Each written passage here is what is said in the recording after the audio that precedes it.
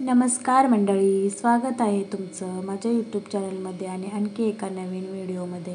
तर हे बघा, तुम्ही भाजी किंवा वांग्याचं फोटो बघून नक्की समजलं असेल की आपण आज भरलेल्या वांग्याची रेसिपी पाहणार आहोत आणि आपल्या साध्या सोप्या गावरान भाषेमध्ये पाहणार आहोत. तर चला सुरुवात करूया. त्यासाठी मी इथं की नाही 6 वांगी घेतलेले आहेत आणि ते कट करून व्यवस्थितपणे घेतले आहेत. 2 पार्टमध्ये कट केलेले आहेत.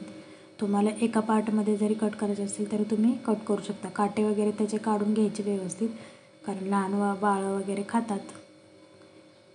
त्यामुळे मी इतर काटे सगळं काही काढून घेते. आणि आता आपण ते कट करून मी 2 पार्टमध्ये कट केलेले आहेत, त्यामुळे पटकन शिजतं. तर हे बघा, मी अशा पद्धतीने 2 पार्टमध्ये कट करून पहिल्यांदा वांगं कट केलं ना, कधीही आपण ज्यावेळेस वांगं कट करतो त्यावेळेस ते पहिल्यांदा पाण्यामध्ये टाकून ठेवायचं. त्यामुळे काय होतं, ते वांगं आहे ना आपलं काळं पडत नाही.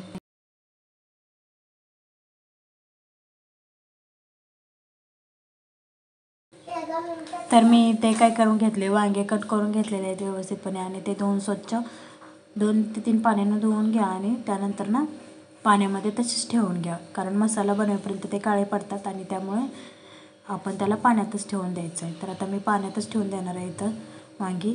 त्यानंतर आपण पुढची प्रोसेस पाहूया.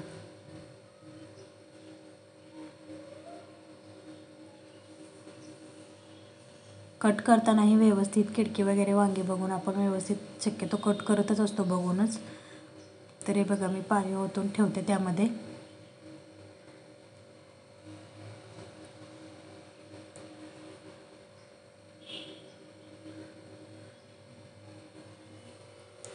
आता त्यानंतर काय केलं, इथं मी मसाला घेतलेत, मीठ घेतले चवीनुसार, थोडीशी हळद, थोडीशी जिरेपूड, धनेपूड, शेंगदाण्याचा कूट, लाल तिखट आणि वाटण घेतले. वाटणामध्ये मी कांदा, टोमॅटो, आलं, लसूण, कोथिंबीर हे सगळं काही, खोबरं हे सगळं भाजून घेऊन मी हे वाटण काय आपलं जरचं म्हणजे दररोजचंच असतं वाटण, त्यामुळे ह्यात काय असं वेगळं नाही. त्यामुळे मी वाटणचं काही तुम्हाला इथं शेअर केले नाही. वाटणमध्ये काय काय घेतलं आहे मी, कांदा, टोमॅटो, कोथिंबीर, लसूण, जिरे, खोबरे आणि आल्याचा एक तुकडा, हे सगळं काय करायचं इथं आपण वाटून घ्यायचं आहे. आणि त्यानंतर सगळ्यात महत्त्वाचं म्हणजे थोडंसं वाटण आपण तेलात, जे वाटण आपण तेलात परततो का नाही त्यामधलं थोडंसं ओलं वाटण ह्यामध्ये टाकायचं. कोणी काय करतं की रेसिपी बनवताना हे सगळे मसाले आहेत की नाही त्यामध्ये पाणी टाकतं आणि ते पाणी ओलं टाकून ओले करून मग ते त्यामध्ये भरून घेतात. परंतु पाणी टाकलं ना ते आपली टेस्ट बिघडते सगळे वांग्याची, आणि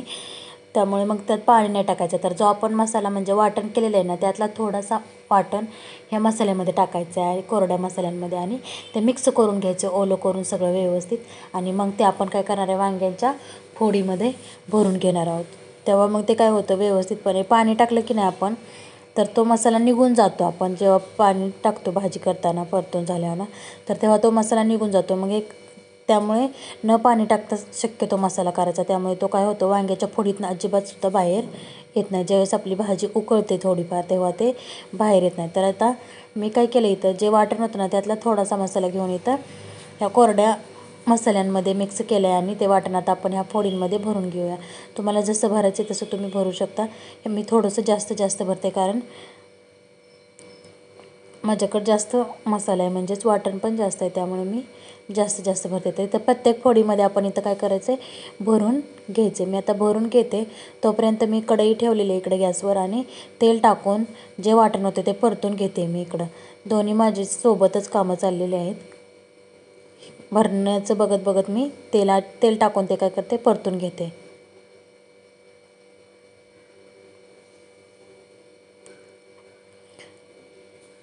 तर ही एक प्रकारची आपली टिपच आहे की बाबा, जर का आपण ह्या पाणी टाकायचं, ह्या मसाल्यांमध्ये कोरड्या मसाल्यांमध्ये पाणी टाकायच्या ऐवजी त्याचं वाटणच थोडंसं टाकलं ना तर तो मसाला एकदम असा पॅक वांग्यासोबत चिपकून राहतो. आणि ज्यावेळेस कालवण आपलं किंवा भाजी उकळते त्यावेळेस तो काय होतो, बाहेर येत नाही. त्या वांग्यामध्येच छान पद्धतीने राहतो आणि ते वांगं छान भरलेलं राहतं. त्यासाठी हे बघा, ही ट्रिक आपण यूज करायची अशा पद्धतीची. तर आता मी सगळं काही वांग्यांच्या फोडी भरून घेतलेल्या आहेत आणि जो माझ्याकडे थोडासा शिल्लक मसाला आहे ना तो आपण काय करायचं, जे वाटण आपण वरती परता ठेवलं आहे कढईमध्ये त्यामध्ये काय करायचं, टाकून घ्यायचं. तर हे बघा, इथं माझं वाटण परततं आहे हळूहळू थोडं. कारण मी कमी गॅसवर ठेवलं होतं मला भरेपर्यंत. त्यानंतर मी इथं की नाही बाकी कोणता नसेल मसाला तरी चालेल, पण घरकुलचा मसाला असतो ना तो टाकून घ्यायचा इथं, कारण त्याने एक टेस्ट वेगळीच येते किंवा चव वेगळीच येते भाजीला. त्यामुळे बघा मी तो टाकून घेतला. छान असं परतून घ्यायचे, कलर चेंज होईपर्यंत चांगलं परतून घ्यायचे. बारीक गॅसवर परता किंवा मोठ्या परता काही प्रॉब्लेम नाही. आणि त्यानंतर जो आपला शिल्लकचा मसाला होता ना, चटणी मीठ शेंगदाणे किंवा हळद धणेपूड जे काही होतं ते थोडंसं जे शिल्लक होतं तेही मी इथं काय केले परतून घेतलेलं आहे.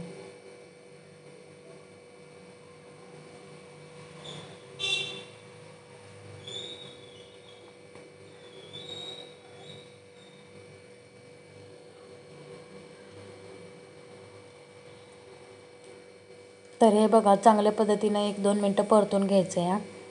खाली कढईला वगैरे लागून द्यायचं नाही, करपवून द्यायचं नाही.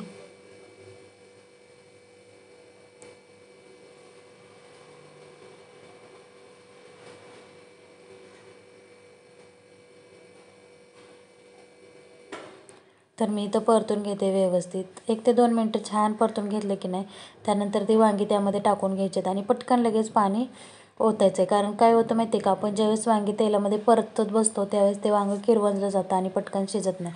त्यासाठी ते 2 मिनटं 1 मिनटंसुद्धा परतायचं नाही, त्याला लगेचच पाणी ओतून ही करायचं. नाही तर तेलामध्ये ते किरवंजलं ना वांगं आपल्या साध्या भाषेत तर ते पटकन शिजत नाही. त्यासाठी लगेच आपण पाणी ओतायचं. आता तुम्ही पाहू शकता मी तर पाणी ओतले तरीसुद्धा आपल्या त्या वांग्यांच्या फोडीमधला मसाला बाहेर निघलेला नाही. यासाठी आपण मसाल्यात कधीच पाणी ओतायचं नाही, थंड पाणी तर कधीच नाही ओतायचं. हे बघा अजिबातसुद्धा मसाला काय होत नाही आपला, बाहेर निघत नाही वांग्यांच्या फोडीमधून, तुम्ही पाहू शकता. तर जसं जेवढं तुम्हाला पाणी पाहिजे तेवढं लगेच पटकन ओतून घ्यायचं पाणी. त्यामुळे काय होतात वांग्याची ज्या फोड्या आहेत ना त्या किरवंजत नाही आणि वांगं पटकन शिजून पटकन भाजी तयार होते. तर आता हे बघा अशा पद्धतीने मी पाणी ओतून घेतले जेवढं पाहिजे होतं तेवढं. हे तर काही मी जास्त पातळ भाजी करणार नाही, ते एकदम छान अशी लथपथ भाजी करणार आहे, जास्त पातळ नाही आणि जास्त सुकीसुद्धा नाही. तर हे बघा मी इथं ताट झाकून घेते व्यवस्थितपणे आणि बारीक गॅस करून ठेवला तरी चालेल. तुम्ही दुसरं काही काम करत असाल तर बारीक गॅस करून ठेवा आणि नसेल तुम्हाला काही काम तर फुल गॅस ठेवला तरी तुम्ही चालते. तर आपण 5 ते 7 मिनटं छान असं शिजून द्यायचं ते आणि त्यानंतर मग बाकीचे प्रोसेस करायचे सगळे. तर आता आपण इथं शिजून देऊ त्याला 5 ते 7 मिनटं.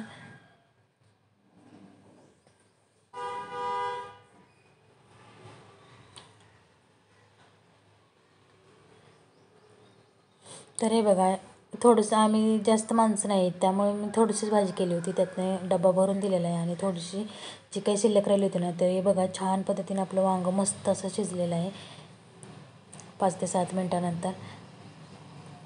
हे बघा अशा पद्धतीने मसाला वगैरे काही खाली लागत नाही, जसं हॉटेलमध्ये असते ना बैंगन मसाला सेम त्या पद्धतीने आपली भाजी बनते इथं.